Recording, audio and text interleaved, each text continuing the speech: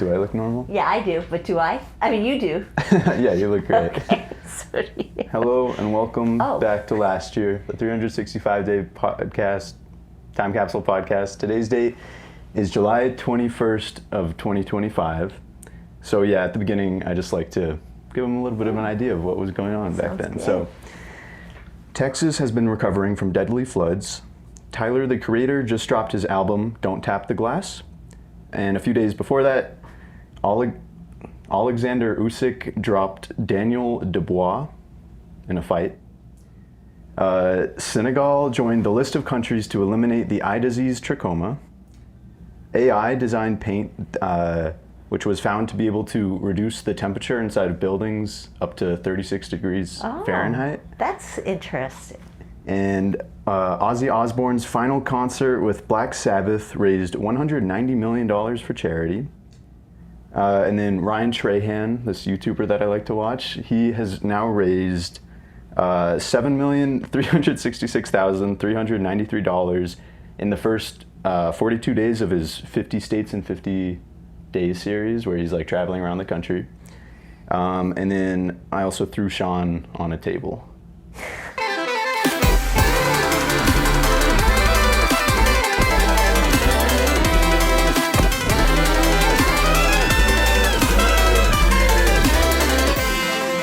So yeah, that's pretty You much. threw him on a table today?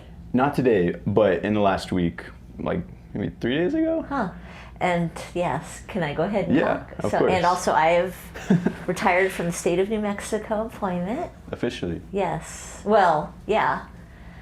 Moving to Brooklyn with Amy Yeah. to a 550 square foot apartment. Exciting. We're leaving in like 10-ish days or so. And the house is very, very empty right now. Yeah. I think I got like most of my last stuff out of it, like also in the last few days or something, but I still have like some stuff to look at. Right? Yeah, I've moved your stuff into one pile and Amelia's stuff into another pile. Everything remaining belongs to me and Amy. Kyle's got his own pile too. Okay. So, but Amy and I are really trying to push. I know it's hard. It's been hard for everybody to make that last. I told Amy she might need to get me over the finish line, but you and Amelia and Kyle, everybody needs to get their stuff out. And a lot of it's just like art, like just things I don't know what to do with. And some of it you might want to throw out because it was like, you know, every spelling test you guys had in first and second grade. Like I didn't know if one day you might want it, I wanted it, but now I can't take it. Yeah. Yeah. And I don't know that it's that interesting to you, but I know at least Amelia started to go through like piece by piece, which is fairly tedious. You don't need to do that. We went through like a few of those boxes, me and her. And like I am like, I mean, super appreciative that you kept all of that, and like it is fun to go through it all, and like there are things here and there that I'm like, oh, I'm so glad that this is here. Good. It's like just a really nice memory. Or like it reminds me of like how I used to think as a kid. Yeah. So yeah, and I was taking a lot of pictures on my phone and then recycling it. That's what, yeah, I got together with Erica the other day. She said somebody had suggested that to her with all her. See, we both have a lot of kid artwork. Yeah. She and I both. So it's, you know, for me, I want the actual piece or pieces. So we are going to bring pretty much all the art that I'm keeping. We're going to bring it to New York, but we won't be able to hang it all. I've just got too much. Yeah. So I'm probably going to get a small storage unit there. So. Yeah, I think that's cool because then you could rotate it if you want. Yeah, it's just more, but I see lovely pieces on the wall over your right shoulder there. That's one of the things you made that I've always loved and therefore saved it. Well, thank you. I'm pretty proud of this.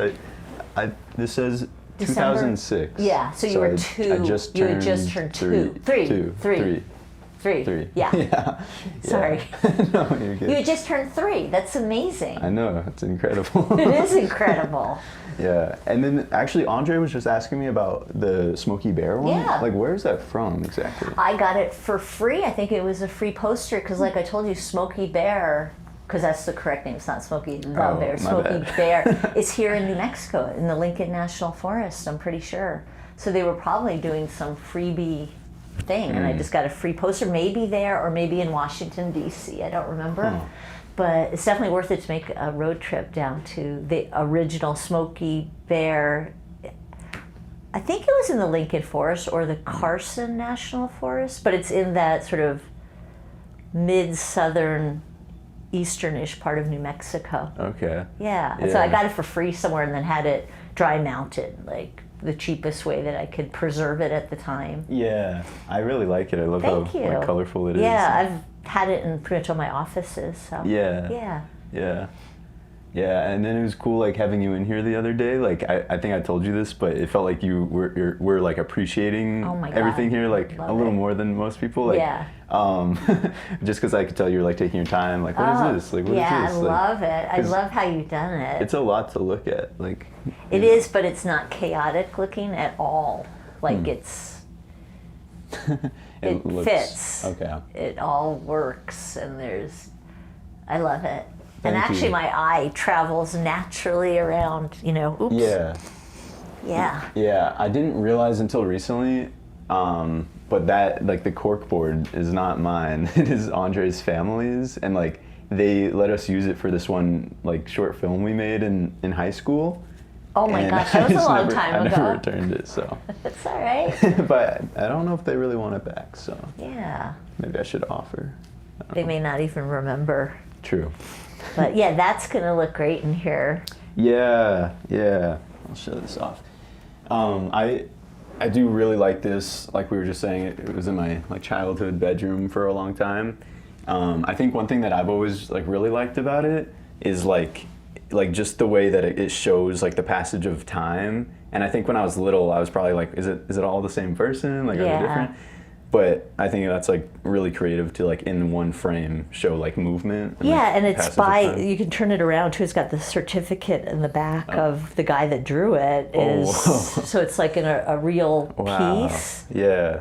And really, it's like a real piece, one of however many. 750. Yeah, and that's like a very classic episode, excuse me, pardon me episode, where he's trying to get through the theater. I think he's being chased by someone there, and he's like trying to climb over everybody. It's called Excuse Me, Pardon Me. That's really. I feel like I have seen that clip. I didn't realize like. I didn't even know it was a. Bugs Bunny. Bugs Bunny. Yeah, Warner Brothers. Like Yeah. Bugs Bunny, Roadrunner, Porky Pig. Looney Tunes. The Looney Tunes. Okay. And when I was little, I knew had that. I love Bugs Bunny, and I had like a Bugs Bunny sticker. I just remember it was like a puffy sticker over my bed when I was little. So yeah, there weren't as many options. So it's like Bugs Bunny and Looney Tunes was like a shared reference point pretty much for everybody. It's not like now where I'm like, what? Who's that? And what's like all these other worlds, the metaverse or whatever it's called. What is it called? Like the multiverse. DC Yeah. and Marvel and all the spin-offs. You feel like it was more like homogenistic or whatever. There just wasn't as much because there were 3 TV channels Yeah. and it went off at midnight and it just there wasn't like this overload of Yeah. I mean, it's great that so many people now can showcase their creativity. Yeah. But sort of that's like a classic. Yeah. Yeah, and anybody my age would pretty much know what that is. Yeah, I feel like almost anybody, like still like my age, like it's just very iconic. Yeah. Like, yeah. To me, it is also like Superman. Like, Yeah. Like when the movie just came out. The new one, and, yeah. Yeah, and I think on all the trailers, I don't know if it even said Superman. I think it might have just had the logo, which Yeah. is enough. Like, Yeah. It's just so like. So you were kind of mixed about it, because Yeah, like I liked it. I think now that more time has passed, I like it even more. Okay. I love the action. There's this one scene with this guy named Mr. Terrific, and it's a really cool fight scene where there's like music and he's kind of dancing and like it's really cool. But I also really liked the whole theme about like basically in it Superman struggles with the way that the public looks at him and criticizes him, and I just feel like I really like seeing that like theme pushed, I guess, in a movie, because like I feel like it's so true that like you're not going to please everybody, and in fact you could do almost objectively, be perfect. yeah, yet people are going to tear you down. Yes. And probably even more likely to, like if you're doing enough. It's like even Superman. And then also like in it, basically, I think in this movie he's been there for a pretty long time at this point, and he's known for saving people, doing what's good, like protecting the planet, everything. And then I don't think you mind if I'm spoiling this to you. Okay. And so basically, what's his name? Lex Luthor, he like exposes Superman by sharing with the world what his like parents told him to do on this world, which is apparently to actually conquer it and like use the people basically. And once people saw this, like immediately they like all turned on him, and it's like, oh, are you kidding me? Like Yeah. you're just gonna throw everything out the Yeah. window based on one thing that might be true. Right. Like, I feel like that happens a lot. Yeah. Like where somebody could do so many cool things, like produce incredible like art, like do life-changing things to a bunch of different people, like and so on, and then like one slip up, and like a lot of people I feel like just kind of forget everything else. Yeah, I feel like that phenomenon that you're describing is really, it's like on steroids now, and I think that's always been like a human thing. It's the Yeah. whole thing about putting someone on a pedestal. You don't want to do that because eventually they're going to fall off their you find out, oh, they're human, they're not perfect. Yeah. They've also got, so I think that's like a human thing, but the fact with the internet and all this crazy constant like mean, and people can hide behind their words and they don't need to, sort of like the whole dark side of people being able to express themselves without any accountability. I think it sort of just lets this, something that's human nature, I think, Yes. which is to idealize and put someone like, oh, they're, this, and then something happens and you're disappointed. But instead of it just sort of being like, okay, that was my bad. I made them like they were perfect. They never told me they were, but now it does seem like there's a kind of a mean, and everybody's just like excited when that happens to go after someone and kind of tear them down. Yeah, I totally agree with all of that, Yeah. because there's not really any repercussions, like just be on an anonymous account even and like Yeah. tweet something. Like, Yeah, it's interesting. Yeah, I know you don't want to get into politics, so I won't do that. I mean- but I did get into an argument with someone at one of my going away parties. Oh really? Oh no. Yeah, it was really nice. So, I mean, because I subcontracted with a group when I was representing children and stuff with advocacy, and so they had a nice little. They had a party, but they invited me, and it just turned into something I wasn't expecting. It was pretty dramatic and traumatic, but it all ended up, there were other people there who were like, don't worry about that person, and That's good. yeah, but it's really made me think too about just all that kind of stuff. There's a lot of mean-spiritedness, it seems like. Mm-hmm. People just, I don't know. There's also a lot of positive though, so. Yeah. Anyway, that's boring stuff. No. But yeah, I am interested in that Superman movie. But do you think I'd like it? Maybe, yeah. I mean, I don't see any like. I don't think you'd like love it, and I don't think you would like hate it. Is there a Lois Lane in there? There is. Okay. Yes. Who plays that? I kind of forget. Is I don't she know like her a name. minimal character kind of? No, she's pretty important, I would say. And that was another thing I liked, seeing like their relationship, because in this they're like already together, but it's kind Clark of like Kent and Lois Lane? yeah. Oh. And I mean, she knows he's Superman, and Oh. but it's kind of like they're trying to keep it a secret, but everybody kind of knows. Okay. Do they still work at the Daily Planet? They do, and yeah, there's one scene I like where like basically Clark like allows her to like interview Superman, and it's kind of funny because she is pretty like trying to like get something out of him, like a little critical, and it's just a kind of cool like dynamic to watch play out, where it's like you are very close to this person, but you're also doing your job. Yeah, as a reporter. Yeah. A journalist. Yeah. Yeah.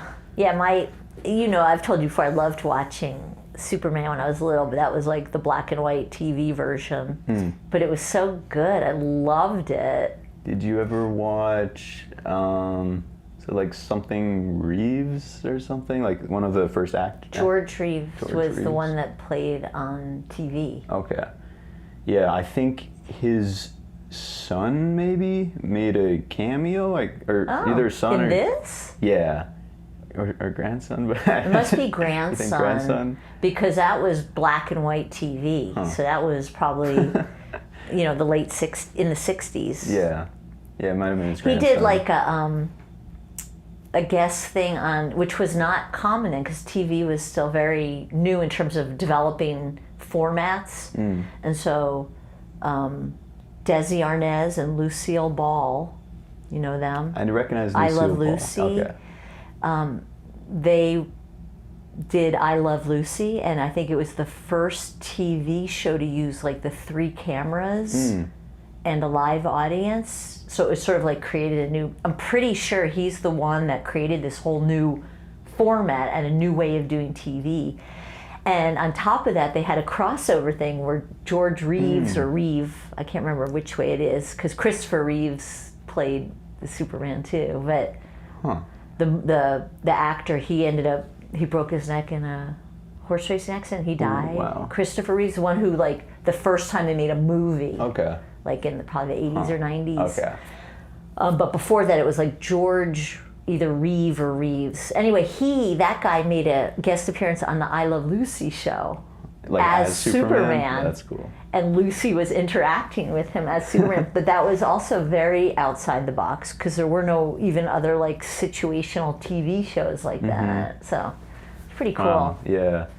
I guess now that I think about it, it could have been Christopher Reeve's son. Christopher one is the one from the movies. Yeah. That's just a weird coincidence, I guess. guess. And there's all this weird like lore about it too, probably if you look it up, because they all sort of had weird not weird deaths, but tragic kind of stuff. Weird. And then they made another one too. They made an in-between one with that other guy. I can't remember his name. Henry Cavill? I mean, that was the one that I kind of watched the most. There's another one. So before Henry Cavill, it must be... Sort of had like more of a baby face kind of. Okay. I don't know. I can picture it, but yeah. And actually, I think in one of the Christopher Reeves ones, Gene Hackman might have played Lex Luthor. Is that his name? Lex Luthor? Mm-hmm. And Gene Hackman, I think he played it. He was the actor that just died several months ago in Santa Fe. They found him. He and his wife deceased in their home up there. Gene Hackman was a really famous actor. Yeah. Pretty sure he played Lex Luthor in one of them. Okay. Look at us making full circle. Yeah. And speaking of full circle, like I feel like this is a full circle moment in your life, like coming from New York, going to New Mexico, eventually, and then coming back. Like, I guess I'm interested. Yeah. Are there any favorite memories that you've had here? I feel like that's a really big question, because how many years have you been here? I've lived in New Mexico for 35 years. I moved out here in August of 1990. So that's 35 years, I think.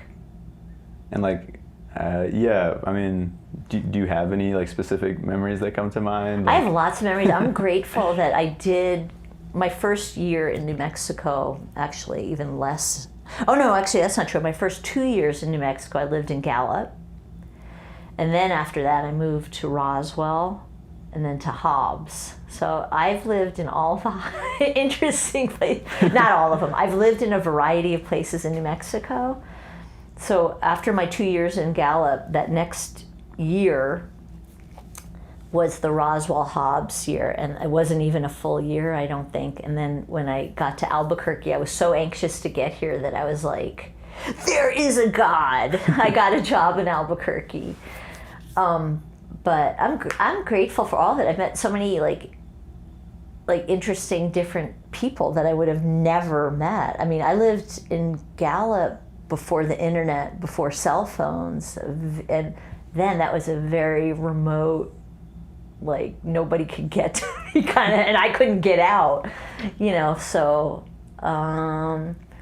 I have a lot of favorite memories. Stuff I did when I lived in Gallup, doing stuff on the Navajo reservation with other new young attorneys out there. I went to Canyon de Chelly, just places I got to see. And, you know, obviously then having you and Amelia here was huge, you know, born at Presbyterian Hospital in Albuquerque, both of them. I mean, that was life-changing. So, yeah. Yeah. And so when you moved out here, like, how old were you? Like, I moved out here right before I turned 20. I was 25, I guess. 25. Does that sound right? Well, let's see. If I moved out here in 1990, and that would be the year I would turn 26. So I was 25, about to turn 26. Okay, wait, like when you first came out, like here, like to New Mexico?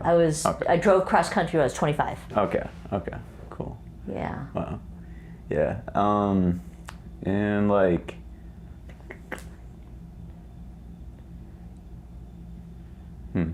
yeah, that sounds right. And like, what was the big like reason that you came out here? Like was it wanting like just independence? Like, was there something specifically here in Hobbs? Like, I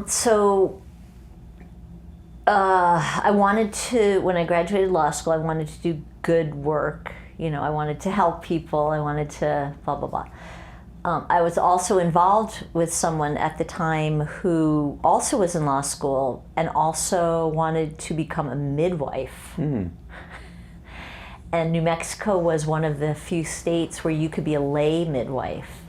When was meaning you could be a midwife based on some education and training without going to like become a nurse or licensed nurse.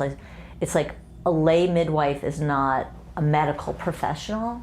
They have to do certain things to get licensed, but at least at that time it was one of the states where if you did certain things, you could become a lay midwife. So I was like, I'll go to New Mexico. It seems cool.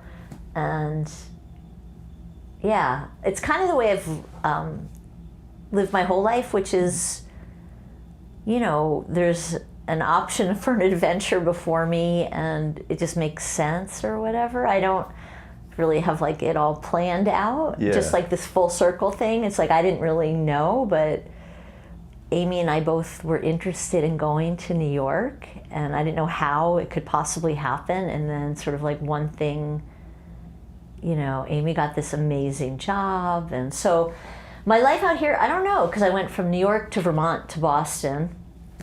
And then I was like, I wasn't sure what I was going to do with myself. So I got a job in Gallup that was very appealing to me, which was free legal assistance for very, very low income poor people. That's cool. In civil cases, so nothing criminal. So it meant that I did what people would refer to as poverty law. So I represented people like getting their food stamps, getting their Social Security disability benefits. There's someone at the door. You know, consumer protection stuff if they got ripped off by some car dealership. Landlord-tenant eviction stuff. So anything that had to do with poverty law. And because it was in Gallup, most of my clients were either Navajo or Zuni and some Hispanic people as well, and some Anglo people too, but it was mostly Native. And so that was all new for me too. I loved it. I loved the job, but then after my 2-year commitment, I was ready to move on. Yeah, that's really cool though. Yeah, I think that's like really awesome. Yeah. And then what did you, from there, like what was the next step? So then after leaving Gallup again, fulfilling my 2-year commitment, I think also I was getting tired of, because I was still in my 20s, and it was kind of like giving the same advice over and over to new people, different people, but it started to feel a little bit mind-numbing a little bit, and also my patience was diminishing and I didn't feel like that was fair to the people I was helping. So then I moved to Roswell, where this person that I was with got a job at the public defender's office. So I moved to Roswell and got a job with my first job at CYFD. Wow. Yeah, I quit after just, I can't remember, it was like 2, 4, or 6 weeks. And I let the boss know, hey, you know, thanks for this opportunity, but do you know what's happening in this office? Because I'm scared I'm committing malpractice here. I can't be part of this. So then that person who's like the head came and did some readjusting and moved my immediate supervisor out of that position and put someone else there and offered to rehire me back. Wow. But not just rehire me, they're like, we're gonna do this like personnel thing and we'll just make it like you were on leave without pay, but you have to go to the Hobbs office. Okay, so it's another 2 hours further outside of Roswell. So I'm getting further and further away from Albuquerque and closer to Texas. I was very close to 5 miles from the Texas border in Hobbs. Yeah. So then I took that job in Hobbs, found a place to live, and would go back to Roswell on the weekends. That didn't last and didn't work out, and I ended up in Hobbs, just kind of like by myself, not knowing anyone except in my office. Jeez. And then I met Jody. Wow. Yeah. That's cool. Yeah, so that's where we met, in the Hobbs CYFT office. Wow. Yeah, and then my whole goal though at that point was to get to Albuquerque, because this is where I would come a lot of weekends to socialize and do things and meet other young people in their 20s who were like-minded, and you know, all the gay stuff wasn't as open then either. So I needed to get to Albuquerque. Yeah. So eventually I did. I got a job at, while I was working at CYFD in Hobbs, the supervisor in Albuquerque, I came up for an interview, he hired me, and yeah. Wow. So that's my adventure in Albuquerque, and then I rented, and then I bought the first house on Princeton, and then we moved to the second house on Linda Vista, and you were born when we were at that house. Yeah. Yeah. Wow. That's so cool. That's my story, and I'm sticking to it. Very nice.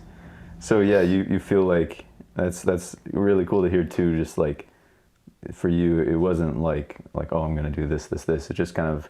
So do you feel like you've always kind of skewed towards following the adventure? Yeah, although I wouldn't think of it at the time as an adventure at all. Now I do, because I'm older. I'm like, I'm on an adventure. So it just kind of made sense. Yeah, at the time I was just like sort of making the best decisions I could based on the choices I had in front of me. Yeah. And I didn't have like a plan. You know, that's why I can't believe like someone like Sean. It's amazing that he's known that he wants to be a doctor. Like there are very few people that go through life like that. And you probably are realizing that as you get older. Most people are not like that. You know, eventually, you know, for me anyway, like for you it might be like you like to create. You know, for me I was like, I knew I wanted to help people and do something like that, and hey, I got my law degree, so yeah, you know. And part of that too was, you know, my dad died right before my senior year of college, and that sort of played a role, because I really had no idea what I was going to do. And then he died, and I'm like, I guess I'll take the LSAT, like the entrance exam. But I think I've told you before, I had a tooth pulled like a day before by the dental students at UVM, and I didn't study for the LSAT, like just all of it. So yeah, I just sort of followed what happened. Yeah. And I think more people probably lived that way in some ways, because like right now it's like you kind of know all these things that are before you. Like before it wasn't like that. You couldn't just go on there was no computer. There was no internet. Yeah. I hand wrote papers in college, or would have I'd pay people to use a typewriter to type them for me. Wow. Yeah, so it's very different. Yeah, very. Yeah. 'Cause it's like not only does it limit the options, but I mean, maybe probably more importantly, it limits like what you even know are the options. Yeah, but in some ways it was easier then, because I didn't even, you just follow what's right you just, oh, here's this, here's that. You don't have to be freaking out about some huge picture, you know. Yeah, But this time it does feel like an adventure, because I am almost 61, and I am going back to New York. I've never lived in Brooklyn before, but I know my father was born there, and I think my mom might have been born there too. And I'm excited. I was just looking before I came over here. I looked at the map of Prospect Park because I'm going to take my bike over there, ride around, get familiar with it. Yeah. And there's a lot of great bike rides all around the city. All the boroughs have stuff. So, and then I was also looking up art classes for me to take. And what I love about it is the ones I've looked at some local places are, it's not cheap, but everything's included. You don't have to, they'll provide your materials for you, which is always the really expensive. So, Yeah. and I don't feel like running from store to store to, so, but one of them I found was like just drawing, which I kind of like. So I might sign up for something like that, once a week for 4 or 6 weeks. So I'm excited, that's awesome. very excited to explore more creative part of me. Yeah, definitely. Yeah. Do you think like you're gonna like explore other like like arts, like whether it's, do you think you'd do any like acting of any sort? I definitely have interest in that, but like going to New York City and taking an acting class is kind of like cliche. But I guess that's if you're younger and you're like trying to actually make a living. So yeah, I definitely would be. Good. I love that idea. Yeah, that's cool. I stayed on a mailing list here for an acting class for a long time. It was the timing wasn't right, and then I think I might like that sense of anonymity too, where nobody hopefully knows me there. Yeah.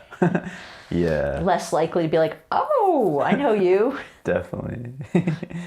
Yeah. Yeah, I feel like that'll be a nice change. Yeah. And like, besides that, are there other things about New York that you're like most excited about? Food. The food, the walking, pedestrian, no car. Yeah. I'm not worried really about anything. I'm mindful that I really like to be outside a lot, and so I'm gonna, I need to sort of figure out how and in what way that'll happen for me, because I can't just go out into the backyard.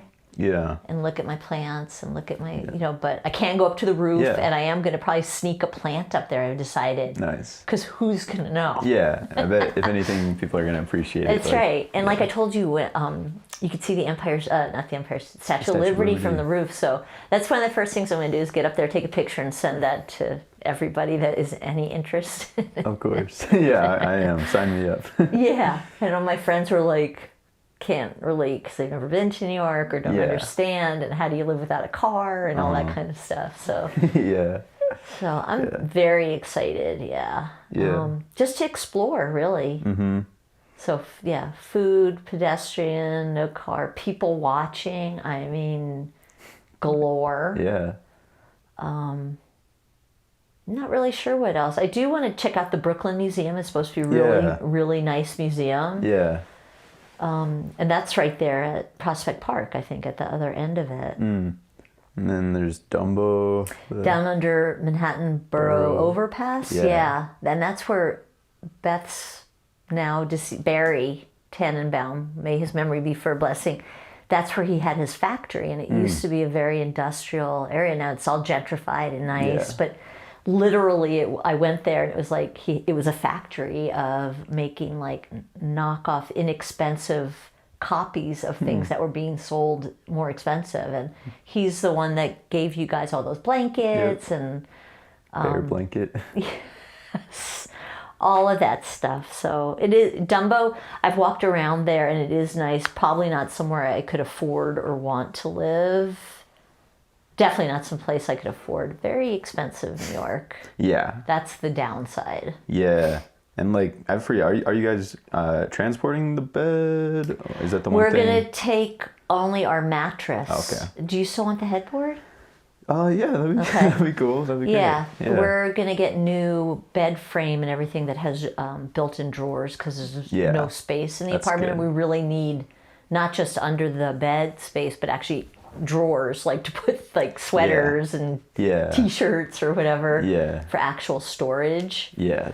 So yeah, I think we're gonna actually we already ordered it from IKEA. Oh, good. Yeah. And then that's cool. I think IKEA is really cool. Like, yeah, whenever we visit, we'll have to put that on the itinerary. Yeah, because it's really close to where we live now, and it's huge. I mean, you could spend all rainy day walking around. Yeah. And they have a restaurant. Yeah, with like meatballs. Right? Very famous, or not famous, like people really like their Swedish meatballs. Or whatever. Yeah. Yeah. But some of their stuff is good quality, some of it not so much. I bought a bunch of those little white plates that are all scratched up and weird. I don't know. I've bought stuff from there that like came all broken or just it wasn't very high quality. But for some things, I think it's good. Yeah. Yeah. So I feel like I didn't really give you anything to prepare for this podcast besides if you wanted to think about any predictions. I don't know. Oh, predictions. Did you think of any? I thought of like a few or maybe one. You do yours first. I'm going to think of some off the wall kind of prediction. Okay. So I think that in the next 365 days, I think that Steve Harvey will stand underneath a camera. Steve Harvey. You think that's going to happen? I do. Isn't that what he always does? Is Steve Harvey that guy that's like all happy and... Yeah, he has the... I don't know if he still has the show. Probably does. The African American man? And he just gives advice to people. I feel like that's his big thing. Like I feel like he's pretty wise and like sometimes he helps families or like... Huh, I didn't know that. Oh, and he does a lot of really cool like charity type stuff or like I just learned about this recently like on Father's Day, he does something like for people that like don't have fathers or like lost their fathers or something. I'm kind of blanking on it, but he's done like some really cool like charitable type stuff. Okay, yeah, I think I know him from just like a big smile is what comes. So I like Steve Harvey. Yeah. Of course, mine's going to be a political prediction. Let's hear it. I'm going to make something up. Okay. Nikki Haley and Liz Cheney are going to form a political party and invite Hillary Clinton to join. Yeah. Highly unlikely, but my happen. real prediction from that is that I think there will be a third party further along in the process. There are many attempts at that right now. Yeah. And so I believe that there will be a legit third party in a year. That's cool. I like that. That's a good one. I also, so the Fantastic Four movie's coming out really soon, in like 3 days. Oh, that is really soon. Do you guys have plans to go? You and Mom are like that on the movies. I like true. it. It's good. Yeah, I'm really excited. This might be like the most excited I've been for a movie in a while. And my prediction is that Ryan Reynolds is going to make an appearance at some point. Is he the one that was crushed? No. Ryan Reynolds is the nice-looking guy that's dancing and... Yeah, Jeremy Renner got crushed. That's the other one. And that is like insane that he survived that and like crazy. He's back to like basically 100%. Like it's crazy. Yeah. Very lucky. Yeah. But yeah, Ryan Reynolds plays Deadpool, and so they recently, I think, pretty officially like got Deadpool into the rest of the MCU. So there's like a decent chance that he could show up in any of these movies now. So you're excited. Yeah. Where are you guys going to see it? We're going to go to, it's like AMC 12 or something. Did you get tickets ready? Yeah. Where is that? It's like 30 minutes south from here. Is it Los Lunas? I guess I couldn't tell you, but I don't know, like South Valley, like ish, like. Yeah. Cool. Very cool. No, that's not Los Lunas. That's South Valley. Where is like how far is Los Lunas? I don't know. 40-minute drive south, 30-minute drive south, depending on how you get there. Okay. It's like the next town / city south of Albuquerque. Okay. That's good to know. If you kept going past the airport. Yeah. I guess I think it's right off of Coors, so maybe it's just more like in the South Valley. Like west, yeah. North, south, east, west, somewhere. Yeah, we would have gone to, because normally we go to like one of the other ones because they're closer, but for some reason, the others don't seem to be showing it in IMAX, which like is the whole very point. Surprising. Yeah. I mean, it's I feel like this is one of those ones where a lot of people probably want to see it in IMAX. So who's in the Fantastic Four? So the characters, yeah. so That's not the there's- Iron Man one, is it? No. Okay. So there's Mr. Fantastic, who his name's like Reed Richards, and then maybe Mrs. Fantastic, but like, wait, I think her name is Sue Storm, like that's her name, and she's like the Invisible Woman, Oh. I think. And then the Thing, his name is Ben something, and he's kind of like the Hulk but made Yeah. out of rocks. And then there's Johnny Storm, who like the brother of Sue Storm, who's the Human Torch. So he just lights on fire. So and he he's can not fly. invisible, he's a torch. Yep. Sounds like fun, and It does. it's not animated, right? It's not animated. It's live action. And yeah, and then there's the Silver Surfer, who I don't know if I think historically they're kind of a neutral character, like almost like a cosmic being or something. And I've usually seen this like portrayed as a man, but in the movie it's going to be a woman. It's this actress from the Ozarks show, but What's her name? I don't remember. Oh, okay. But the trailer does look really cool. Good, I'm so glad. So that means on Thursday or Friday? Must be Thursday. Thursday night? Yeah, that sounds right. That's really good. Oh, also, just while we're chatting, I would like to set up a time with you and Amelia to go out to do something. Yeah. Just eat, drink something. I would Three of love us. that. Yeah, definitely. Yeah. Because I'm leaving for New York very soon. It's true. We got to live it up. That's in the right. I meantime. know. Yeah. Yeah. Is there any like place that you'd want to go with us? Like, is there any? And Honestly, I'm sorry. Go ahead. well, I was also just wondering, like this is just a question I had about your time in New Mexico. Like, if you had an all-time favorite restaurant, like pre or post vegan days, like, or is it hard to name? I've liked many restaurants here through the years, and maybe something I loved then but don't love now, like was El Patio. I used to love that, yeah. but man, the last time I went with him, my mouth, it was too much. Mm-hmm. But El Patio, I used to love. I used to like Yanni's, which is closed. Yeah. Yanni's closed. That was open for a long time. I didn't love the food at Scalo, but that also has all sorts of problems now. But you can't beat the Frontier, Exactly. I Golden agree. Pride. I Yep. mean, those are like classic. Yeah. And would you consider like the Frontier a staple of Albuquerque? Absolutely, Me yes. too. Yeah. Emiliano said he didn't think so, and me and Sean are like, "What are you talking about?" That's because he goes to Yale. He doesn't Yeah, know. exactly. People who go to Yale don't understand. Yeah, that's true. Where the people live. We're living at the Frontier. Yeah. By the way, I found that tape. No way. Yeah, I did, but I don't know if it's playable. Wow. But I found it That's labeled from when I was a little That's kid. so cool. Yeah. I would love to even just see a picture of it. Or... Yeah, I don't know where we packed it, Okay. but I do have it. I That's found so it. cool. I was thinking about asking, but I was like, "There's no way. Like, I'm not gonna bring it up." Like, Yeah, it's a tape of me doing. I think it's the tape of me doing like a talk show with one or two of my brothers. So, but yeah. I don't remember what I was saying about Albuquerque. Oh yeah, it is quintessential Albuquerque, Frontier, and Golden Pride. There's no doubt. Yeah. Sadly, I mean, Sadie's is probably quintessential Albuquerque too. And Fascinatingly, Sadie's Mexican restaurant Sadie was a Lebanese woman. So they opened it not being Hispanic or Spanish or Mexican, but if you go to the one on 4th Street there, you'll see, and they're from Lebanon. okay. Fascinating. Yeah. We are a nation of immigrants, except for the original American Indians who are here.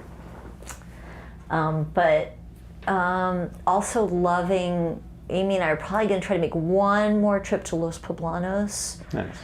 Again, it's just more that's another someplace that is very unique, and it's the only place like it in the state. And it's, I mean, as you know, the people from Breaking Bad. Yeah. But they have a lot of their things that they grow their things right there, their food and their vegetables and all that. And they're really known for all of their lavender stuff that they grow. So they make a really good, I'm not a big alcohol drinker, but they make a really good margarita that is unique to them because of the ingredients they have locally there. So that's another favorite place. Yeah. And New Mexico wise, got to go to the Santa Fe Opera House. Yeah. Got to go see at least one opera. Okay. Just over the summer, you can go for $20, $30. Okay. So beautiful. World famous opera house. That's another one. And I've always enjoyed the rafting we did out here too. I know you weren't asking about the whole state, but just like all the natural beauty out here is just, it's amazing. It is. It's stellar. It is, and you need to take that in too. When I first moved out here from back east, it was very hard for me to see some of the natural beauty because of the development here. It just seemed like sprawl and the ugly billboards and all this. So I wasn't used to it. I had to like sort of retrain my eye to not notice all of that and just notice the incredible beauty. So, yeah. So, let us know if there's any like spots that you want to go with me and Amelia. Oh, let's see. I think I just want to go somewhere to sit with you guys local where no one's going to get anxious and we can just all be comfortable. All right, yeah. Because I just, want to keep the temperature nice and low and easy. Yeah, no political drama. No political stuff and not too far away from anything. All right. Something very just close by here. All right, cool, do that. Yeah. I also love Richard's restaurant on Menaul. Okay. So good. You remember where American Home used to be? Carlisle, Menaul. Maybe. I think do you know? Yeah, so just west of Carlisle on Menaul, there's a really good locally owned restaurant called Richard's. Okay. It's New Mexican food. It's really healthy and really good. Richard's. I'll have to check that out. Yeah. Yeah, and then have you tried Monroe's? I know you love Monroe's. I think I've been there like once. Did you go to the one downtown or the one on Menaul? Or? It must have been on Menaul, because it was kind of near like the Academy. Oh, that one's on Academy. Okay. I know that one. Yeah. That one. I think I've only been once as well. Okay, I went to the one in Menaul, but there's also one in downtown, like a big one. Sort of south of where all the north of where all the courthouses are. Okay. A nice modern one. Every time I go by it, I think about you. Yeah. We could go to Monroe's if you want. Wherever.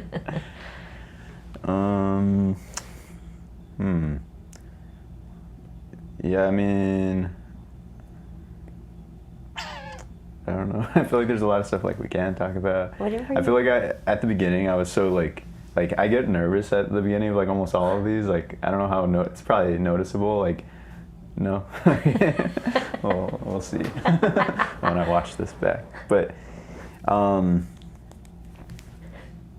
so do you have any other predictions? Because other predictions are Donald Trump's ankles are going to explode. All right. At the same time, both of them? Yeah, because he's got cankles now. Haven't you seen that? He's got some health problem where it's called cankles. I didn't learn that till I met Amy. Cankles are where your calves and your ankles are the same width all the way down because your ankles get so swollen. Yeah. It's usually pregnant women get that a lot. I didn't, but a lot of pregnant women do. Yeah, I think I've heard about that. He's got them. Okay, and you think they're going to explode? He's got some kind of circulatory disease, and so the blood pools here. It's hard for the circulation. I see. And you could see like there was a picture of him sitting and his trousers were up, and it was just like that looks like it's very painful. So I have a feeling that one or both of them will explode. Okay. It will create pain. Okay. Do you think any like I don't know. Do you think anything is like you know how in COVID like toilet paper was like not really? Do you think that's gonna happen with anything? God, I in the next hope year? not. I think the natural disasters, unfortunately, will continue. Ooh. We've had massive loss of life in Texas Yeah. from flooding. Yeah. Sleepaway camp for girls Yeah. or something. I did see that the number of people missing like dropped Down to from 3. Yeah, from 97 to 3 or But something. there's a lot have died. Yeah. Yeah, so more people are accounted for, which is good. I don't see the natural disasters slowing down. I think,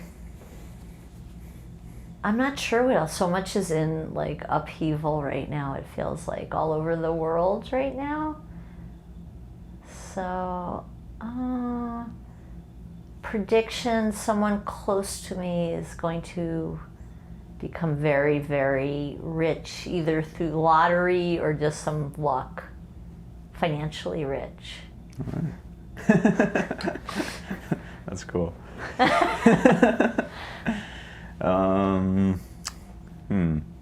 Yeah, I mean, yesterday, like I just got back from the trip. Oh, how was that? My God, it I was didn't really ask fun. you about. Bennett climbed a mountain, a 14-footer. No, you didn't? Not quite. Unfortunately, to this day, I've not successfully completed a 14er. I don't know if, I didn't even fully realize this because I kind of thought Wheeler was a 14er. Yeah. But it's just short by like a few hundred feet. Okay. So, yeah. So this time, it was just me, Emiliano, and Sean. Yeah. Which it was overall like very fun. Like so many good vibes and memories, and like just lots of laughing and being silly. Like it was really fun. But yeah, we didn't go the most prepared. Sean, who did pretty much all the prep work, made a little bit of a mistake. He thought that the approach we were doing, like he basically did a bunch of research on the approach that we were not doing, and so ran into a few issues. Mainly, we didn't have like ice picks or like I think they're called Crampons? Crampons, yes, yeah. I'm impressed you know that. Yes, because I went to school in Vermont, and I did climb the tallest mountain in Vermont Really? with And what was that? What mountain? Mount Snow, I think? But I Okay. don't know. I think that's what it's called. That's cool. Do you know what the elevation was? Low. It's not like the Rockies here. It's like a hill. Yeah. But I know them from that. Okay. Yeah, so we did bring helmets because basically it's like a class 3 climb or whatever. So it's not just like a walk. It's not full on climbing. They call it scrambling. Okay, where you're like down on your... All fours, and there's lots of like big loose rocks and stuff. And so we also unfortunately could not get actual climbing helmets, so we just brought bike helmets, which is better than nothing. It was overall, yeah, very, very pretty. I have a lot of pictures and videos I could show you. Yeah, so Did you climb at all, or? So, there's also a lot of things like, but me and Emiliano probably made it to like 13,000. Oh. Probably about 13,000 feet. That's awesome. I think Sean was only like maybe, I don't know, maybe 400 or 500 feet below us or something. Yeah, the whole like last 2,000 feet, it's like pretty much like scrambling, and then, yeah, honestly, it was very sketchy. Okay. We probably should not have gone as high as we did. Yeah. Sean probably stayed at the somewhat safe place. Yeah. I think he got some like elevation like sickness. Okay. Is that what it's called? Yeah, like you got dizzy or Altitude sickness. nauseous or... Yeah, he got nauseous, and it was funny because like when we got pretty high up, like when we would take breaks because you get out of breath like so fast. Yeah. There's no air. No air, oxygen. and just so much, just like Yeah. He like when we were like sitting, just like chilling, and like I thought that he was just in the most like zen, like chill state like ever, and And so I was just like kind of like vibing or whatever, and then it wasn't for a bit that I realized he was just like extremely nauseous and like had a really bad headache. Yeah. Like, so he was like actually just not doing so great, but he took it like a champ. So he waited a little bit below where you guys were. We tried to push on because we pretty much. The other thing is that during the summer, pretty much all the mountains there, like if like start to storm around noon, so you want to be off the peak by noon. And so we had planned it. We got up at 4 a.m. This time Emiliano did not lock the keys inside of the car, but we still made a mistake. We got in the car, like packed up, and we were going to the trailhead, and then we drove past it by like 25 minutes or something. Shoot. So we had to come back. So we didn't get started until like almost 6. Okay. And then, yeah, by the time we were even close to the peak, we were like running out of time. Yeah. And so it was like almost noon, and there were like clouds, and it was like hailing on and off. Oh, And I should just show you this video real quick. I'll show you the highest that I got, and you can see where Emiliano and Sean are. But very, very bad conditions. We had no snow gear, like no pants. Like I had gloves, but they're not for snow. Like they got soaked immediately, and my hands were like freezing. Oh God. But I think you'll be happy to know that as soon as I got out of the snow, I started doing like I just remember you saying to like do that and that, and ways to warm yourself them up. off, and that was worked. From that trip up the mountain in Vermont. Oh, really? I learned all that because my foot got numb, and Yeah. somebody had me put it behind their knee. It's all smart stuff. So. But let me just add here now, you are a member of REI. You could probably rent that gear. So some locations, but this here in Albuquerque, you actually cannot. You can't rent. What about Santa Fe? Santa Fe, no. The closest that you can rent, strangely, is in Denver. Where you can rent like helmets. Oh. Yeah, but in the future, because we got defeated. Like we're gonna go back. Yeah, good. And get up that mountain. Yeah, you are. So. Hell yeah. So maybe that time we'll stop in Denver or you can some order other climbing place in Durango. Yes, there must be places where you can rent stuff to be safe. We tried like Sean had set up a time and went to the UNM like outdoor shop, but they too don't rent. I think it's maybe a crazy liability thing. Like, well, helmets make sense because if there's an accident once, right? Would that compromise the helmet, or not necessarily for not that kind of helmet climbing? Maybe it's worth it for you to buy one. Yeah. If you're going to do more of these. True. Yeah.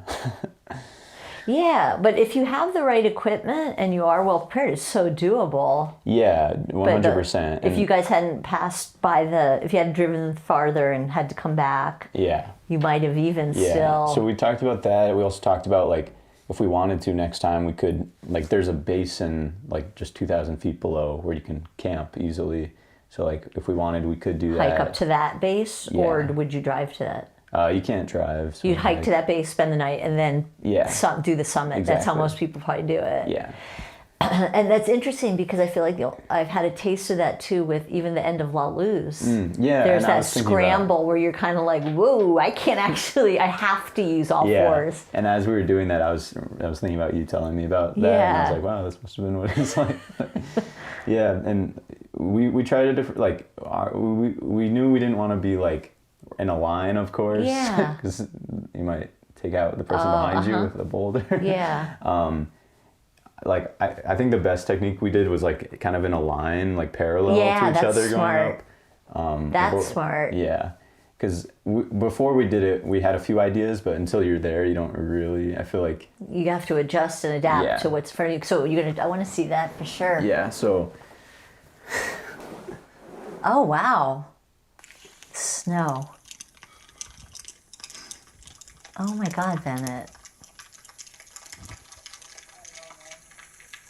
Wait, who's that? That's Sean. That's Sean down there? Sean's right there. I think that's Sean. Where's Emiliano? Right there. Oh. This is really, like, all of these rocks very loose, and the snow, and it's hailing. Like, I feel like that gives you a bit of a sense. It was like really steep. It's kind of hard to tell in the video. Move or what do we call it?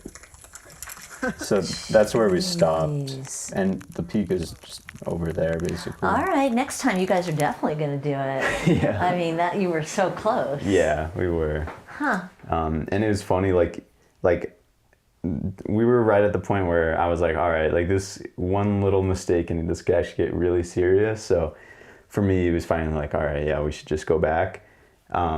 And Emiliano, he was saying, like, even disregarding all of that, like, he just literally didn't think it was possible for us without the gear. Yeah. He's probably right. Like, Yeah.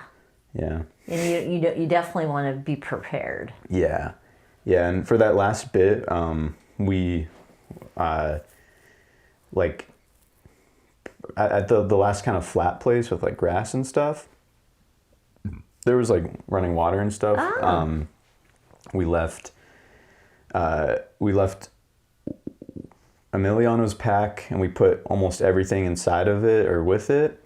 And then we just took mine and Sean's. Sean had water and I had like the first aid stuff. Yeah. Besides that, but we wanted to be as light as we could. Yeah. And it was pretty funny. There were a lot of marmots, I think, up there. What are those? They're cute little, like otters? Weasels or something. Yeah. Like, yeah, it was, and there were also... How big are they? I'm so sorry. there are pikas that are like this big, I think, and then marmots that are like that big or something with like these big tails, and they're so friendly. Like they were like coming up to us, and well, friendly might not be the right word, but they're... Interested. They were not afraid. Yeah. Yeah, there's so much, yeah. And then, yeah, when we got back, like when we got back down to where the bags were, sure enough, like a marmot had been like Trying to eating get in. Emiliano's bag. Like he almost got all the way in to get to our food, but... Wow, that's fascinating. Yeah. You need like a hard shell type thing to put. Yeah. Yeah, it was they pretty can't funny. Yeah. Anything into it. Yeah. So, fascinating. Yeah, in total, we were on the mountain, like moving, or like from when we got on the trail to off, it's about 12 hours. Oh, wow. You must have slept well. Yeah, Was that last night? No, the Friday. Well, we were on the mountain 2 days ago. And then we drove to Sean's grandparents' house and stayed the night. That's right. You got back yesterday, though. Yeah. But you climbed on Saturday. Yeah, today's Monday. No wonder. I keep thinking it's Sunday. You did do it on Saturday. Yeah. That's what happens when you don't have a job to go to. I have like no idea what day it is, which I like. It's That's nice. good. That's good. Yeah. Has it been a full week yet? 2 weeks since I've been done. Wow. That's awesome. I think my last day in the office was July 3rd. Oh. And then the next day, the next Friday would have been the 10th. Okay. And then the 17th. So I'm in my third week, Wow. right? Because, yeah. Wow. Yeah, well, actually, those 2 weeks I was off, but still a state employee, but I used up all my leave. So it was like I was taking vacation that I had earned. Yeah. Now I'm no longer a state employee now. So that is like a week. That is like since Friday. So less than a week. It's one day. Yeah, today's Monday. So like 3 days. Is that a real calendar? So Yeah. I'm trying to find Can you figure out where where we are? I asked I'm Andre looking. this, and I was quite impressed or not? disappointed. Oh, great. I'll find it after we're off. All right. And if I'll give you a little help. No. Okay. I see New York over there. Is that right? 3 rows down to the left? That's probably going to confuse you a little bit. That's all right. I'll figure it out. Okay.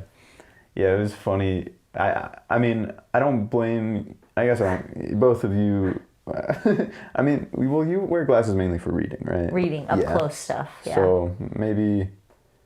It's just confusing. But if I look closer, I'll be able to see. Definitely.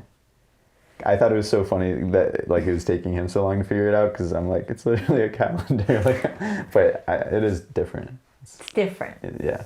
And small text. Yes. So I'm proud that you did that and that you're going to plan to go back. And I think probably having the right equipment is definitely the way to go. Yeah, definitely. Or just doing there's a few different approaches. So the kill packer approach is on the south side of El Diente Peak. Apparently that one's a lot easier. But And you guys did. They just call it like the north. I forget what it's called. So you're gonna try the south one next Either time? that or bring snow stuff. Yeah, you'll And know what then- to expect. Yeah, and then there's also Wilson. I was so confused. I think there's Wilson Peak and then also Mount Wilson Peak, but I thought it was all just Mount Wilson. But I don't know. Sean was kind of confusing me. But two of them are 14ers. So hopefully next time we can do El Diente quickly and then do get that one Wilson. over with. Yeah, you want to check that one off. Yeah. Yeah, and then Did you have fun, and are you sore? it was really fun. I'm pretty sore. Yesterday my knee was kind of hurting, but so far so good today. Yeah. But very sore. We did no preparation for this. We were maybe gonna do La Luz like a few Yeah, I days remember before, that week before. but Yeah. it didn't end up happening. Yeah. And I feel like I did the opposite of preparation because I like stopped running like 3 weeks before, so my cardio has probably fallen, and I think me and Sean probably struggled a little more with cardio. Emiliano struggled a little bit on the way down, but that was just because of his joints. Yeah. And I thought I thought it was kind of funny that it's because of the joints that downhill was hard, but then uphill he'd be like running up and like He's got that. It's his magic power too. yeah. The up. Yeah, and he was telling me that sometimes it's easier to like run up, and I'm like, what are you talking about? It is. Up is down. I agree with the joint thing. I didn't like it even when I was younger. It's pounding, and that momentum. Like I know, like when I used to run in the trails, coming down, when you have that kind of momentum, when you're coming down the trail, back and forth, and you catch a toe on something. You go flying, you trip when you're going down. Yeah. You go flying, you're that's running. bad. Yeah. But I think the up is a little bit easier on the joints and stuff. Yeah. It's a good workout too. Well, they're all good workouts, up and the down. Yeah. I guess like for me, my joints so far have been really good. Like I'm very grateful for that. Yeah. But it's just like, I think cardio wise, it's just so like, it's difficult. Yeah, and like, you're up there so high. Yeah, and only getting higher and carrying so much water and everything. Yeah, and there's less all and these less layers oxygen and- as you go. Yeah. Yeah. And yeah, when we got back to Sean's grandparents' house, like it felt like he was the first like other person like that we knew that we encountered, and he like said something about us being defeated, and it was like, damn, like that really solidified it, like just dirt in the wound. And so yeah, but it was also funny. He told me that like he said something like what did he say? He was like might as well change your mailing address at this point or something. Because you should be so embarrassed and humiliated? Or? No, because like I've been to his house so many times now. Oh, that's like, sweet. I know. So you guys They're sleep really- hard that night? Yeah, pretty hard. I think even though like I'd been hydrating so much, like that night I was just so thirsty. Yeah. So I got up and I went and got water. This is kind of like a random detail, Yeah. but like I came back into the room and like I closed the door, but not like all the way.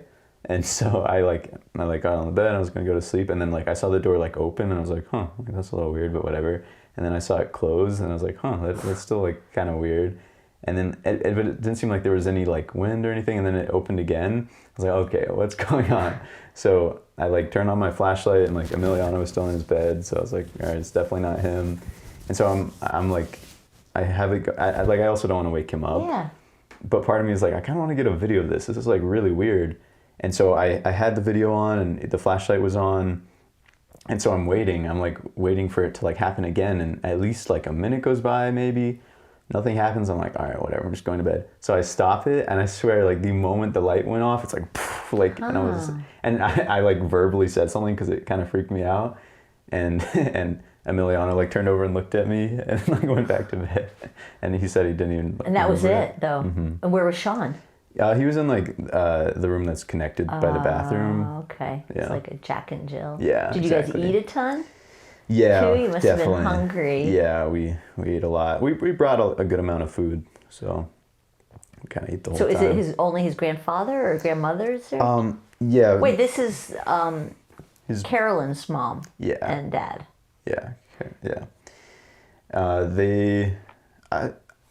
I think the 3 times, I don't know, I've been here there 3 or 4 times now. I think most of the times I've been there, it's just his grandpa, but they both live there, I think. And they're both very nice, and like, I mean, obviously they're letting us like live. Yeah, you've met her though. Yeah. She does exist. She does. Okay. She does. Yeah, she's the one that like drove us. Yeah, she was there for the half marathon. So, Okay. yeah. You have proof. Yeah. She's not like up on the peak somewhere. Correct. And then on the way back, this was like Emiliano's idea. We stopped at Mesa Verde. Oh, Have you been never there? been there. I don't think I had either. It's like a very nice. Is it a national park or a state park? I think it's national. Okay. And it was very cool. It was really hot out, and it was the day after, and my knee was kind of hurting. Yeah. But it was still really cool. It was so funny. Like we were like heading there, and Sean realized we only had like 40 miles or a little over that left in the tank. And there was a gas station, but he for some reason he thought it was closed, so he just like drove past it. And so like the drive like to the park and then like inside, like the park itself is like massive. Huge. We didn't really realize, like we were almost to like our first stopping point, and Sean's like like telling us like how low the gas is getting, so we like close the windows, like we're doing everything we can, like no braking. Like it's funny. Where'd you get gas and like what happened? Luckily we were able to barely like make it out and get to that one gas station. But yeah, I mean, I don't know, it was a really cool place. I'm so glad. That's really good. Yeah, and it was cool to just learn a bit about the history of like the people and like just the land, like. Yeah, I could totally see you living in Colorado. Just like not seeing it like a fantasy, just like I sense that you could be there like in southern Colorado. Yeah. There in that area seems really appealing. A lot of the outdoorsy stuff and definitely. that whole Four Corners area is so beautiful. Just I know Amelia and Elijah were lucky enough to see some of those parks in Utah. Yeah. You and your friends should go. I've only been to like a couple. That region is so beautiful. We're part of that region, but it's a little different. Yeah, I would love to like explore more of that. Yeah. Yeah. You could stand in all 4 states at the same time. That honestly sounds very appealing to me. Yeah, they have that spot there. Yeah. Yeah. There's that scene in Breaking Bad where Skylar like flips a coin to see like where she's gonna go. Yeah. I forgot about that actually. Yeah. Do you have any like? Do you think you have like a favorite song of all time? Like. Of course, what pops into my head immediately was "You're So Vain," Carly Simon. But I also historically love Cat Stevens. Yeah, me too. And, I have a lot of songs and music I like. Yeah. From different eras and stuff. Yeah. Because I also love Chapel Roan a lot. Yep. Really a lot. And that's cool. All this Madonna stuff, just 'cause, and Carole King, Four Non-Blondes. Yeah. When I was like younger, like a lot of times I would think like that it's so cool that my like all-time favorite song I probably haven't heard yet, or like maybe hasn't even been made yet. Very good. And like I think that's cool to think of. Yeah, there's that too, right? Yeah. I read somewhere, heard somewhere once, like whatever, when your brain is growing and developing, I don't even know if this is true, like a certain part of it is developing and growing while you're in that age of high school. And so some of the music that you love as a high schooler is what really gets imprinted as like your go-to. That's funny. Like for whatever reason as your brain. And it's true, it's some of my favorite music. is from my teenage years. Yeah. I don't know if That's you'll pretty cool. find that too as you get Yeah. older, but it's really interesting that you keep going back to, even though I like listening to new music, it's sort of like that part of my brain is right there with Bob Seger and Jackson Browne and the Eagles. So, yeah. That's cool. Yeah. Do you have any movies that you think like anybody should see? Like it's like anything that really spoke to you or something? I have some classic movies I like, but Okay. yeah. And do you have like a favorite? I really liked. Well, again, this is going back to how I always like The Way We Were with Barbara Streisand and Robert Redford is a favorite. I really like Rosemary's Baby with Mia Farrow. Sixth Sense, maybe. Sixth Sense is good. Mm-hmm. I really like Bridesmaids. It makes me laugh every single time. That one is funny to me. Yeah. I don't know. Those are the ones that sort of pop into my mind. Okay, that's cool. Yeah.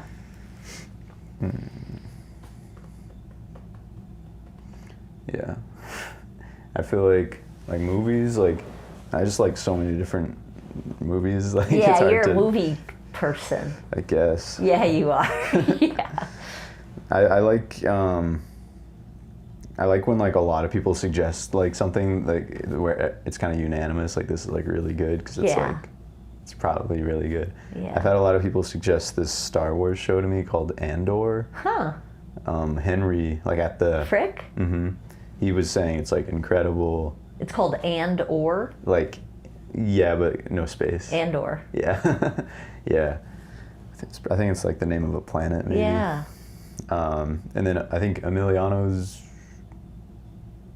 Emiliano, he really likes it too. He said it's like insane. What is it about? Star Wars? Andor is about Star Wars? Well, it like takes place in the world of Star Wars. Oh, Like, it's a Star Wars thing. yeah, yeah. I somebody just else. don't love those kind of movies.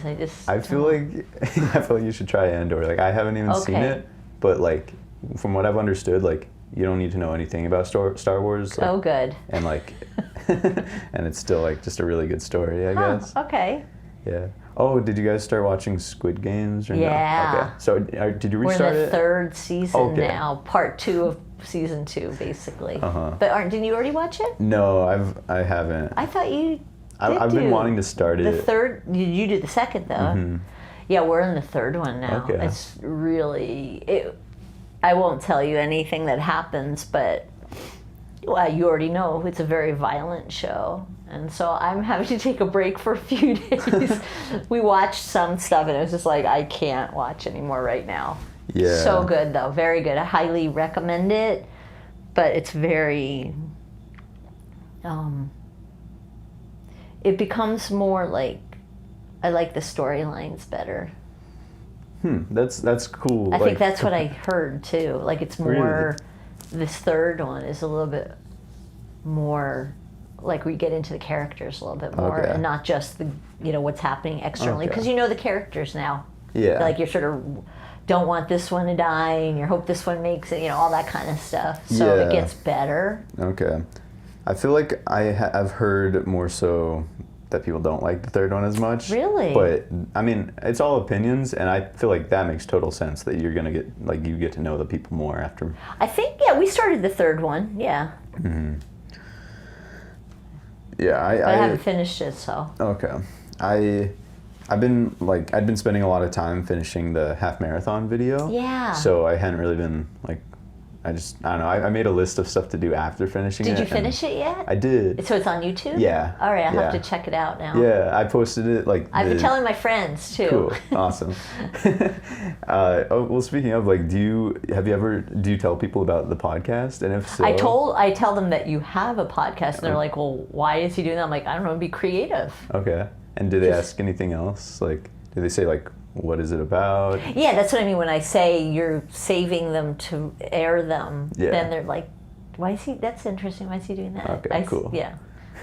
Yeah. Yeah. I just give them the general premise, but that there's not a subject matter really. Yeah, yeah. Yeah. Yeah, me and mom were just talking about that, like how sometimes she like mentions it and she's like, yeah, I don't know, like what do I say it's about, or like. Yeah, I don't. I say like, I don't. It's not really. It's free flow. Kinda. Yeah, and then also I think the fact that it's like a whole year. Yeah, I think that's what makes it. That's the hook. Yeah, that's the one. Yeah. It makes it a little different. Yeah. But yeah, like with the YouTube videos, I posted it like the day we left on the trip. Oh, okay. And yeah, I would love to like show you again if you don't mind. I'd love to. I mean, there's just one thing at the end that I think, I don't know, I'd like to show you. Yeah, I'd love to see it. Yeah, and then. How's it doing? It's doing all right. It's so like one thing I really like about YouTube is that the lifespan of a video seems to be like forever. Like it can start to get traction like the minute you post it, a week later, 10 years later. Like I think that's one thing that sets YouTube apart from other platforms. The others are more like immediate. It's more like if it doesn't happen right away, within 24 hours, like it's dead. Got it. Yeah. YouTube's more like it takes time to find your audience, or like for you to build a bigger library, or whatever the case is. Like, or maybe there's like a trend that comes around, like the Hawk Tua meme that like became a thing. Then like videos from like 18 years ago that just happen to be titled Hawk Tua, then like blow up out of nowhere. I see. Yeah, because also it seems like consumers of YouTube would be different. There'd be more like, I don't need the immediate. Yeah. It's more like, oh, let me watch. Yeah, it's a little more like choice driven, like whether it's searching for something or like clicking something. It's a little less just like boom boom, like look at this, look at this, look at this. So I try not to care too much about the performance of my videos. Like I would prefer to just like be so confident about what I'm putting out that like this is worth your time to watch. Like I think this is actually a cool video. Yeah. I feel like that's more important. Well, I just like to focus on that more. Posting this video, like I did think it would be really nice if it got like more views or likes than my last video, because the last one kind of flopped. In my opinion, it got like 6 likes and maybe like 40 views or something. So I was like, all right, if it gets over that, that's good. So I think the last I checked, this one's at like 300 views. Okay, good. And like 12 likes. Nice, so okay. I'll take it. Yeah. Like you said, you don't want to get too wrapped up in that. So I'm sorry I asked. Just like how I asked about how you do on your race. Like, yeah, no, I it's do. It's basically like, how you feel. And it is very important, because I do want to make money off of this. Like I'm trying to, like I'm not just doing this like only, for your creative satisfaction. So it is very important, but I'm not going to let it completely dictate like what I do. But like it's a factor. Definitely let it guide me. Like it's a legit factor. You have to consider. Yeah. But yeah, and I just think like mentally, like if you focus too much on the outcome, it can make things a lot harder, and like. Yeah. Yeah, no, I love that. I think, everything you're saying totally makes sense. Yeah. And then, I'm really excited to just keep moving and make more stuff. So you were saying you have a list of things you want to accomplish after. Yeah, I made like a bit of a list. Like it was less about like accomplishing things and more like just things I wanted to do. Watch Squid Games. That was on my list. I guess I already did that. Because I got behind a little bit on the editing the podcast, but I think I'm all caught up now.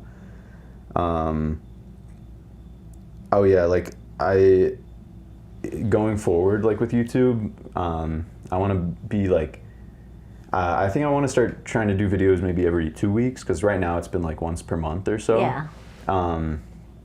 And so I want to do ideas that I really think that I could totally do this every day. I mean, every week for 52 weeks in a row, ideas like that, and try to find a format that I like that I can repeat. That's smart. And then there's this like YouTube strategist named Patty Galloway who's like very like good at what he does. I've been rewatching some stuff from him because like just he has like so much knowledge, but like one thing he's talked about a lot is how important the idea is, like of the video, and he has some sort of technique where he comes up with like 100 whole video ideas, and then he narrows it down to 10, and then he only makes like the one. So like I want to try something like that. A process to get to the one. Yeah, to something that is actually like a pretty decent idea. Yeah. Because I feel like I don't know, I just feel like I'm getting a better understanding of like what actually makes like a good video. Like for so long I was like, oh, like good's so subjective, and it is, but like there is like good when it comes to getting a lot of people interested and then maintaining their interest. Sort of some universal like just points that really are good, helpful, no matter what. Yeah. But I guess it does still, I mean, if I like want the outcome of getting lots of views. Yeah. So yeah, I want to just like spend some time coming up with like what ideas I should be pursuing. Yeah. And then like I also kind of want to, some other things I've been interested in are like getting more into making music. Yeah. Or just experimenting with like a bunch of different hobbies. Yeah, like what? Hobbies, literally anything. Like I kind of want to try a ton of different stuff to just see what I enjoy. What would be one of those things? Building stuff out of wood. Yeah. Or maybe like leather work, or like sewing, or I don't know. Some other creative kind of stuff? No, I mean, yes, but even like... Just a hobby? Yeah, like mining, or like anything, whether it's physical, mental, like, I don't know, anything. Good. That's excellent. Yeah. Yeah. Oh, and then, just some other stuff, but I think that's pretty much it. And then another question that I had, like, what's something that you've done that you're really proud of?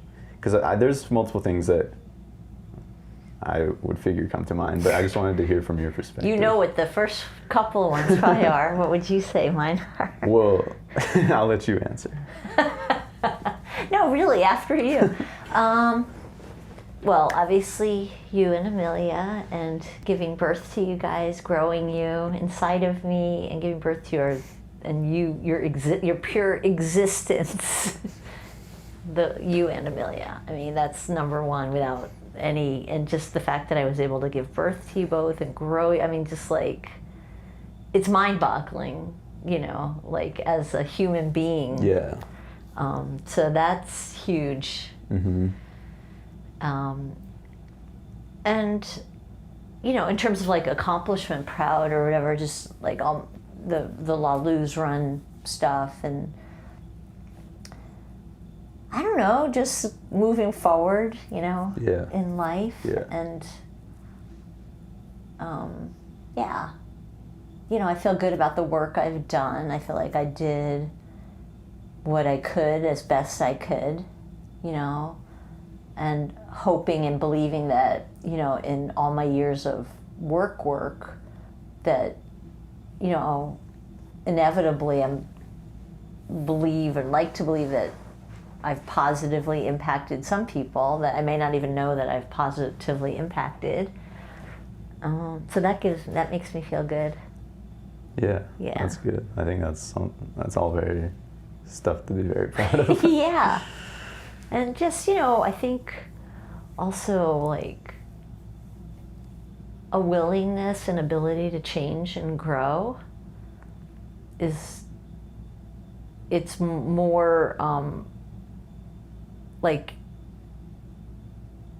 it's not as, just that in and of itself is really, for me, really important. and not something that everyone can do readily. Mm-hmm. And so I feel very aware of wanting to continue to grow and change, and for the better, you know, obviously, and not for the worse. So, yeah. And then also, like, what do you think is important to have a successful relationship, any relationship? What do you think it needs? Honesty, the truth is number one. That's like number one. You have to be honest. And then, of course, the communication stuff. But yeah, if you're not honest, either with yourself or your friend or relationship or whoever it is, then nothing good can come of that except resentment. Like, you can get nice and resentful towards each other. You know, because that's what happens. Because when you're not saying your truth, then you start getting angry at the other person, but they don't even know what your truth is. And, Exactly. you know, and so, and then like having to learn to like let go of that. Like, you really literally cannot control other people, and to put out there your truth and just sort of let it go where it may and impact as it does, because you can't control. I think letting go of any sense of control is really important, because we really don't have, you know, we have very little control over anything. Like the way things turn out. I mean, you can decide, I'm going to put this pencil to this paper and do this, but now I'm going to put it over there, and then, you know, anything could happen to it. Someone could turn it into an airplane, someone could throw it in the garbage, someone could hang it on their wall. But I think good relationship, you've got to be honest to yourself and the other person, truthful. Patience is an important thing too. That's a tough one. So that, I think that's the most important thing. And then that when you're honest, you have to be communicating that, obviously. So the communication is important, you know. Probably like how you would with your friends, where you're like, you guys are like, this is probably the most, we shouldn't go past here, this is dangerous. Or Sean's like, I'm not going past this point, you guys, I'll wait here. You know, people have to say what their truth is. That was his truth, and you know, whatever, you know what I'm saying, kind of. Yeah, definitely. And so I think you have to be true to yourself. To not be afraid to be true to yourself. We don't purposely try to go around hurting people, but sometimes people do get hurt by what we do. It doesn't mean we're doing it on purpose. But just like we get hurt sometimes by things people do, and they're not meaning to, but it hurts. And I think just the more you can recognize, it's just kind of like everyone's just trying to, not everything is about you, or, you know, that kind of thing. Definitely. I think for the most part, everyone's doing their best. I agree. I totally agree. For the most part. That's... With a few glaring exceptions, but no. That's fine. Andre and I were just talking about this. Like, do you think, like serial killers, like, genuinely are trying to do, like, good? Like... No. I think some people's personalities are not fully developed, and for whatever reason, they didn't get what they need to develop a conscience. Like, literally don't have any conscience. They wouldn't care if they killed this person, that person, or tortured the other person. Some people don't care. They don't have that. That's not part of who they are. And sometimes, like, a lot of the kids that I worked with, you know, if you're, like, born and you don't have someone holding you, meeting your basic needs, food, changing your diaper, cleaning you, putting clothes on you, making sure you've got food and a place to sleep, all that is pretty much guaranteed you're going to be really messed up as an adult, because when you were there crying, nobody came to pick you up as an infant. So your view of the world is bad. The world is bad and is never going to meet my needs and doesn't care about me. So there are people that don't, for whatever reason, whether it's because of what happened when they're little or they're just something's off, that don't develop like compassion, empathy, sympathy, a conscience. Yeah. It's just true. Sadly. So no, I don't think that serial killers think they're doing something good. All right. I think it's total self-gratification and couldn't care less about anybody else in the world. Sadly. Yes, as I've gotten older, I believe more in like, there really is like, well, I mean, I've seen it all along in my work. There really is like bad stuff that happens. There's no explanation whatsoever, except it's just bad. And some people are just a product of whatever, and some people are also maybe, you know, they're born a certain way, just like some people are born happy-go-lucky, and other people may be born not having any ability to empathize with other people, and that's scary.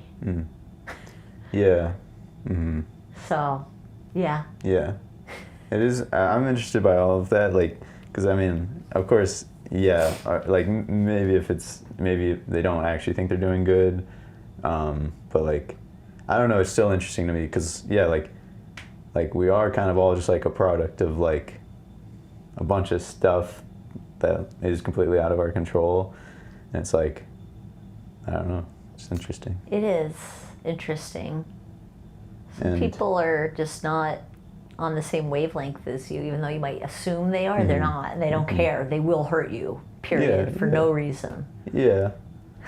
Maybe. You think so? Yes, I know. Like for no reason, though? Like, I feel like they may have an internal reason. Yeah, which is just like any, like... Yeah, but some people there's significant mental health issues that are not being treated properly, or, you know, someone that goes to push someone into the subway, you know, like that kind of stuff.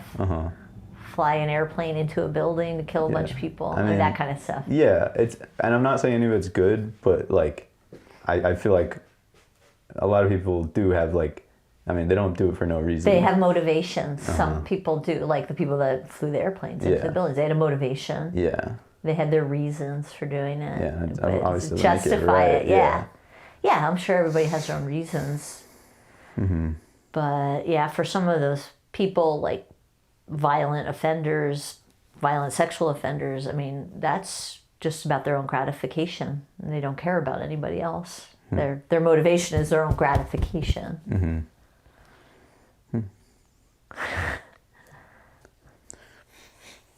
Yes, that's a happy thing to talk about.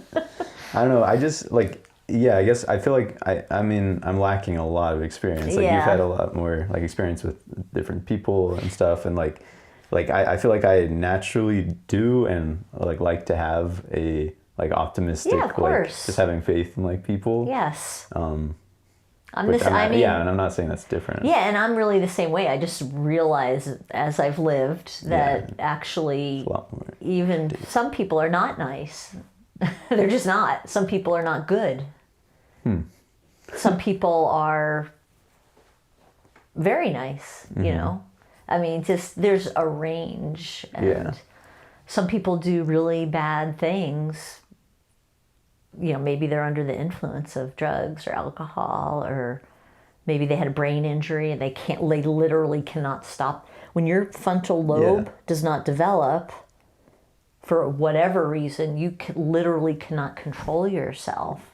So you have some of these people maybe born drug exposed, and whatever drug they were exposed to, their frontal lobe is not fully developed, the part that has like the higher thinking skills. They can't stop themselves when they're angry. They just can't.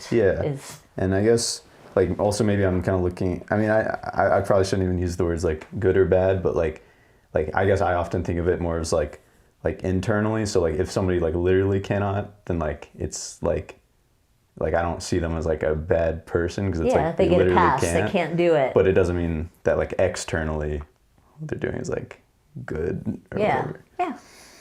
Yeah, no, I appreciate that. How are we time-wise? What are your limits and expectations? We can go as long or whatever as we want, but it's probably been like an hour and 12 minutes. Oh, wow. Okay. Just a guess.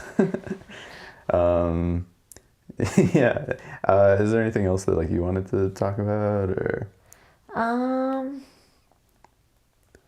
feel like I had. Oh, you have something I else feel you like I want to had ask like me? maybe one more question. Please, I love your questions.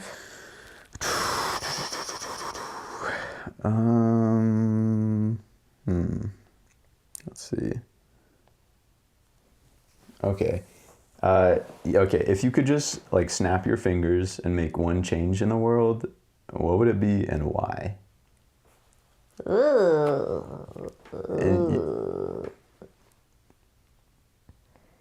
Well, I would, that's me. Did it work? I don't know. Because it wasn't in this room, so I don't know. Just like, to end human suffering, just something small like that.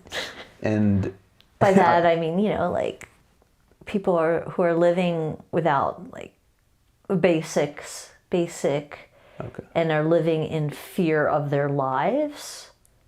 So I guess, peace. Mm-hmm. Like in the sense of like a Shabbat, like a period where everybody is at peace internally and externally. That's what I wish for. Yeah, that's good. And to violence towards women especially, yeah, and children and everybody else. Yeah. And animals and. That's good. Cool. Yeah. And then. Oh, is it okay I touched this thingy? Yeah, that's all right. Oh shoot, sorry. Amelia and Andre have both dropped them a few times, so no worries. Okay. And what do you think? Like, what do you think is one of the best pieces of advice you've ever received, and also one of the worst? I honestly feel like I've never gotten any advice. No, like straight up, like Do this or don't do that. wow. I just feel, or maybe I have, and I just don't remember it. Didn't take it. But I think like patience is probably the best, whether someone gave me that advice or not. But sort of like stepping back and letting things happen instead of trying to control everything, letting go.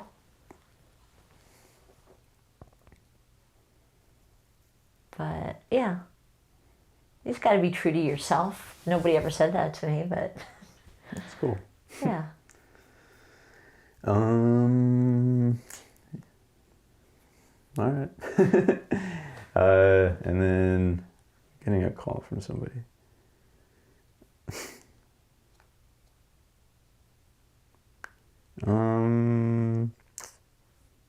Yeah, and then I think this is my last question for you.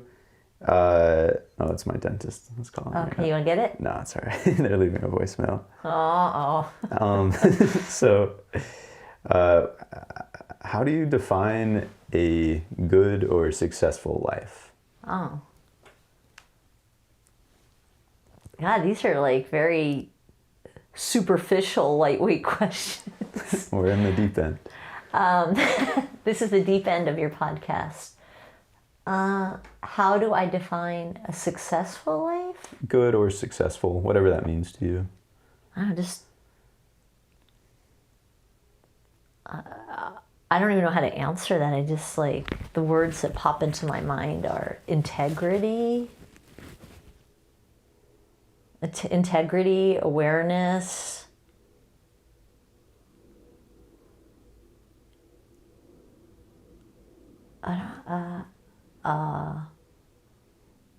staying true to yourself is a good, successful life. You have to be mindful of other people, but you can't live your whole life and make decisions based on other people. To be mindful, but you also need to, follow what's in your Bennett heart. You need to follow what's true for you, for me, that's a successful life, you know, and feeling like you have like a connection to something or some people, or I don't know, just living with integrity, I'd say, as best you can, whatever that means for you, and taking care of yourself in all those ways, internally and externally, so that you can enjoy the gift of life, whatever, you know, if you believe in God or not, it doesn't matter. Somehow something gave us this gift of life that separates us from other living things. And so, I don't know, just to remember that it's a gift. Yeah. You know. Yeah. And to fully enjoy it as best you can, recognizing the ups and downs. You know, it happens. Yep. You have bad times, you have sad times.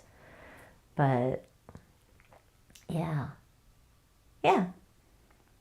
That's why I just want to keep going. You got to take care of your body so you can have that opportunity. Just keep going and experiencing and giving, and you know, and everybody gives in different ways. It doesn't mean you have to give like money or things, but keep giving. You know, you have all your art, you give, you know, being here in this room, I love it. It's great. I can't wait to see what happens. I'm assuming you'll put something on that wall. I don't know. Probably not, actually. Oh, but never mind. But yeah, I think a successful life would be one lived with integrity, honesty, purpose, meaning. You know, and to cut yourself some slack and try to let go, just to recognize you can't control. If you can live that way, I think you feel more present and happy. that was good. I feel like that was a great answer to a very deep question. Yeah. Yeah. Yeah. I think that's all I have for today. Like, all right. Thank you so much again for it's a pleasure joining me once again here on Last Year. This is what it's called, Last Year. Yes, this is what it's called. With Bennett Hart. Bennett Hart and Deb Gray. Deb Gray, here I am. It's me. Yeah.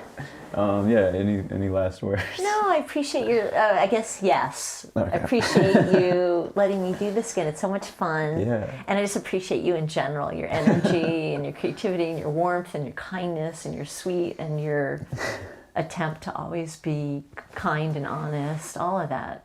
I appreciate you. Well, thank you. I appreciate you so much. We'll get into a fight right after this now. After the camera goes. And yeah, I appreciate you just like coming on here. Like, I feel like I'm still like very new to like being good at like conversating or anything. Yeah. But it's fun, and I'm really glad that we could get you on like before you go to New York. Thank you. Me too. Roll credits. Thank you for watching. There's another video right here if you want to watch, by the way. There?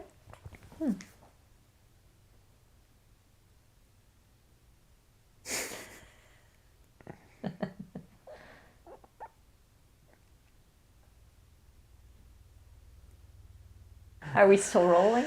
No. Okay.